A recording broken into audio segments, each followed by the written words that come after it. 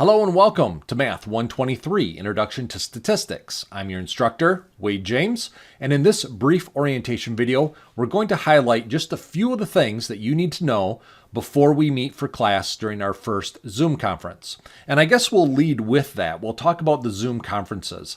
So there are 4 Zoom conferences per week scheduled. And if you'd like to see those, you can click on Zoom over on the left side navigation, and it will show you all of these Zoom conferences. And this is how you'll access the Zoom conferences.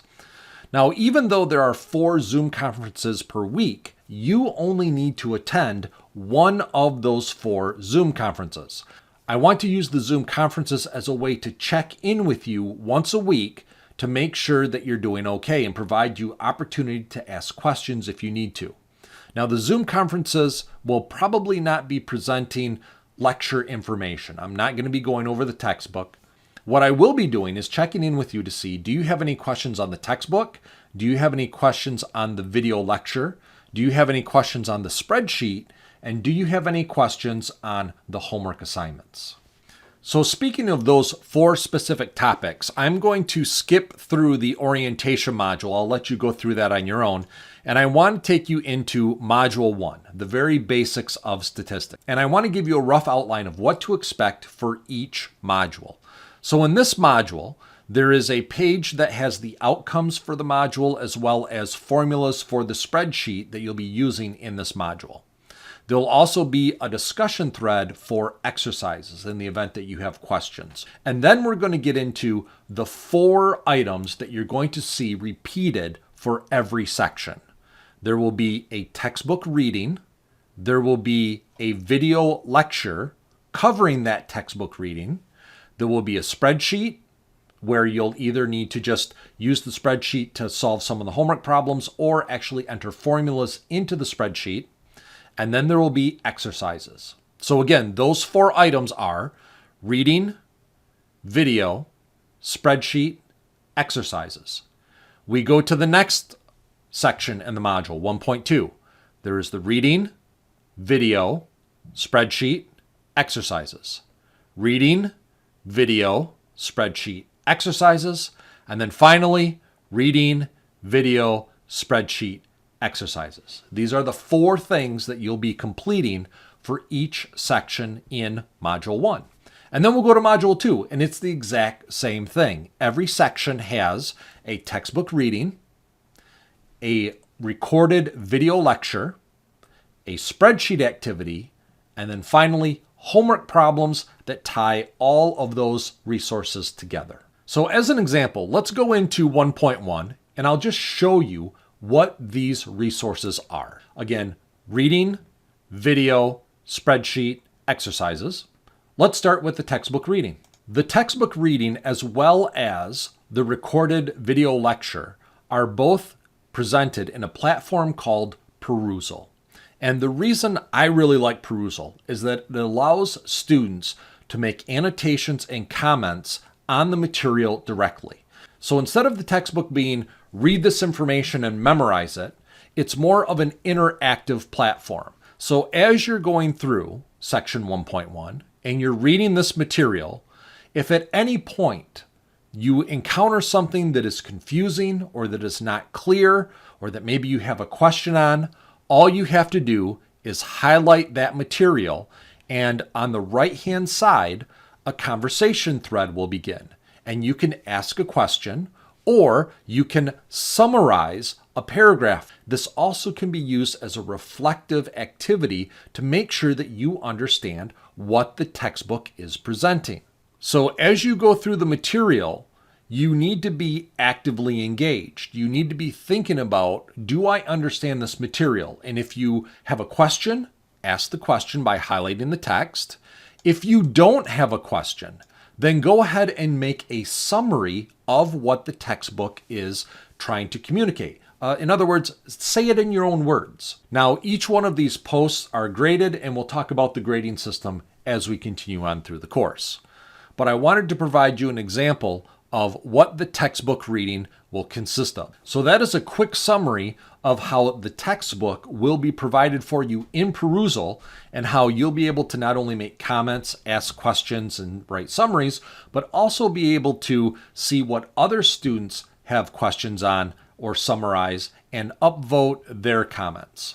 Now that we've talked about how the textbook is presented, let's talk about how the recorded lectures are presented in Perusal. So once again, we're in Perusal, but instead of viewing the textbook, we are now watching a video. And just like with the textbook, at any point in the video, you can click Add a Comment. And Perusal will add a comment or a summary or a question at that timeline in the video. And so if you're watching the video and something is confusing or you're not quite clear on a concept, pause the video, click Add Comment, and type your comment. If you get to the end of the video and you've understood everything perfectly, then all you have to do is click Add Comment and type a summary. Rephrase what the video is presenting in your own words, or maybe ask for assistance from other students to say, I think the video is meaning this. Is that what you guys think? Again, this is sort of engaging as a social platform for you to ask questions, make comments, and summarize the material. So we've talked about how the textbook information is presented in Perusal. We've talked about how the video lecture material is presented in Perusal. Now let's talk about the third item, the spreadsheet. In this introduction to the spreadsheet, there's a quick video talking about Google Sheets and introducing you to Google Sheets. But then down below the video, you'll see there is a Google Sheet that's sort of already been created for you. And these Google spreadsheets are created with something called a Google Cloud assignment, which means I create a template, I create a spreadsheet. And when you click on the link, Google and Canvas create a mirror image, a copy of that spreadsheet on your West Shore Google Drive. It is your copy. You don't have to copy it. You don't have to do copy paste or anything like that. It does it automatically. So then all you have to do is click on the blue text. And your version of the spreadsheet is actually visible down here, but this is a little tiny window and it's not really that great for viewing. And so if you click on this text, it will open up your copy of my Google Sheet template. And then that Google Sheet, your copy of that Google Sheet, will have some activities that you need to achieve. So in this example of the Google Sheet, you need to enter in your first name, your last name, city of residence, computer model, and your phone model. And then down below here, enter 5 random numbers between 1 and 10. So maybe I'll type in a 5, a 4, a 3, and a 7, and another 5. And what you'll notice is that a histogram automatically creates a graph of these random numbers.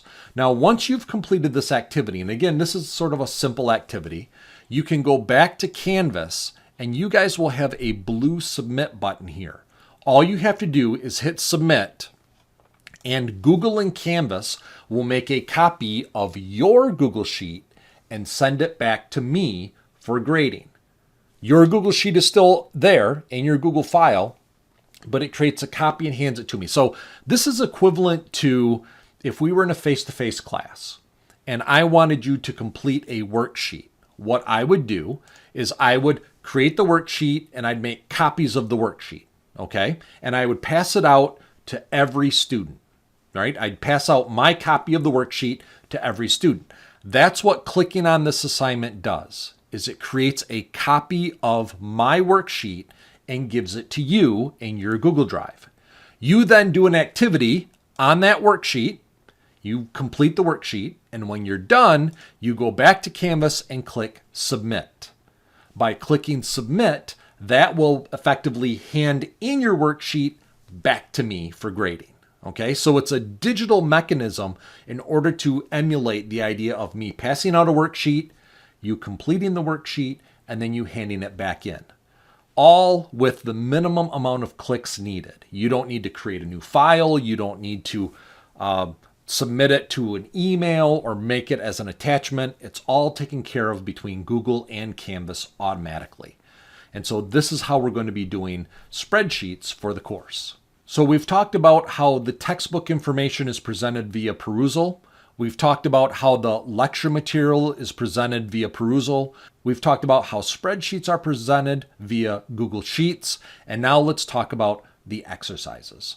So when you click on the exercises, you'll come to an interface that looks like this. And you can see for most of the exercises, there'll be 10 problems. And you can navigate by just clicking on the drop-down menu, or you can use the arrows to go to problems to the left or to the right, increasing or decreasing. And this first section is pretty easy. These are multiple choice, and the problems will become more difficult as we move along. But all you have to do is select the correct answer and hit submit.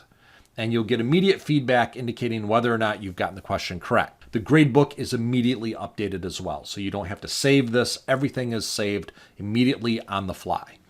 And so let's go to a little bit more complicated question, maybe something like this. And in these exercise sets, you basically have infinite attempts to solve these problems. And so if we answer this one and we think that this is a nominal number and we hit submit, you can see that it's incorrect. However, I still have 2 more reattempts. Okay, I've got 2 more tries on this question. And so I'm going to go in here and I'm going to select a ratio and submit question, and that's wrong too. And so now I've used 2 attempts. I only have 1 attempt left.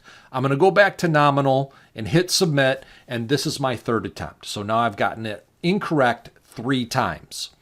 You'll notice that up at the top, I have a button that says get a similar question. So you are provided 3 attempts on this question with the exact same information. When you hit get a similar question, it will give you a new question with new variables and 3 additional attempts. But it's the same question. It's the same type of question. And so now you can go in here and you can say, I think this is ordinal. No, I got that wrong. So now I'm going to say nominal, and there it is. I got it correct. This is a nominal type of data.